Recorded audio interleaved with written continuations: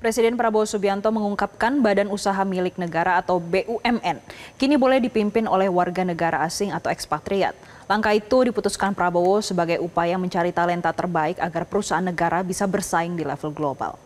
Hal itu disampaikan Prabowo saat berdialog dengan Chairman and Editor-in-Chief Forbes, Steve Forbes, dalam acara Forbes Global CEO Conference di Jakarta.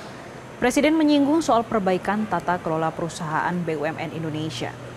Prabowo meminta bos Danantara yang membawahi BUMN untuk mengurangi jumlah perusahaan plat merah dari sekitar 1.000 BUMN menjadi sekitar 200 saja.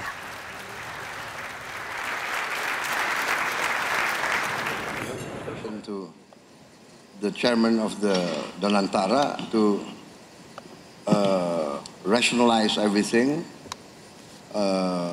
cut down from the 1,000 state-owned enterprise maybe to more rational figure, maybe 200 or 230, 240, and then run them with international standards, right?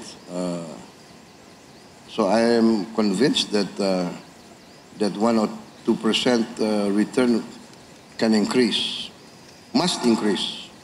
I think, and I told the Danantara management to run it on an international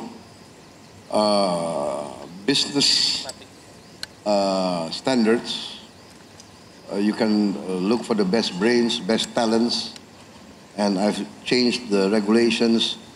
Now expatriates, non-Indonesians can be leading our SOEs. So I'm very excited. Merespon pernyataan Presiden, Chief Investment Officer Danantara mengatakan kedepannya BUMN didorong untuk bisa lebih bersaing secara global sehingga perlu sumber daya manusia yang mumpuni. Di forum 1 tahun pemerintahan Prabowo Gibran yang digelar Metro TV pada Kamis kemarin, saat ini ada 2 eksekutif asing dalam jajaran direksi baru PT Garuda Indonesia Terbuka, yakni mantan bos Green Africa Airways Neil Raymond Mills yang ditunjuk sebagai Direktur Transformasi Garuda Indonesia dan petinggi Singapore Airlines Balagopal Kunduvara sebagai Direktur Keuangan dan Manajemen Resiko Garuda Indonesia. Kami turut undang Pak Gestu. Jadi ini kita punya penafsiran masing-masing. Kalau saya selalu bilang ini human capital bank. Garuda kemarin yang barusan kita juga ada RUPS. Anda lihat ada 2 warga negara asing. Anda bilang kenapa harus ada warga negara asing? Saya kasih contoh lagi. Di contoh-contoh pesawat-pesawat terbesar kayak Emirates. Sudah ada yang pernah naik Emirates? Mungkin sudah pernah, mungkin milih ke sana kali. Memilih pesawat itu dibandingkan pesawat Garuda. Karena kita juga tidak ada connectivity ke Eropa kan. Itu bisa dibilang majority dari direksinya orang asing. Air New Zealand, mungkin nggak pernah dengar. Tapi net profitnya, profit lah.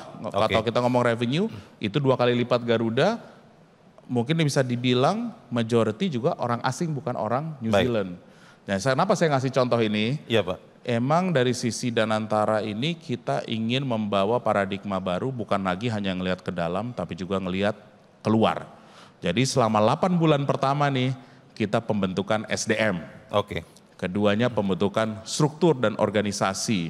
Dan yang ketiga yang akan kita lakukan 2 tahun ke depan adalah pembentukan kerjasama. Jelajahi cara baru mendapatkan informasi. Download Metro TV Extend sekarang.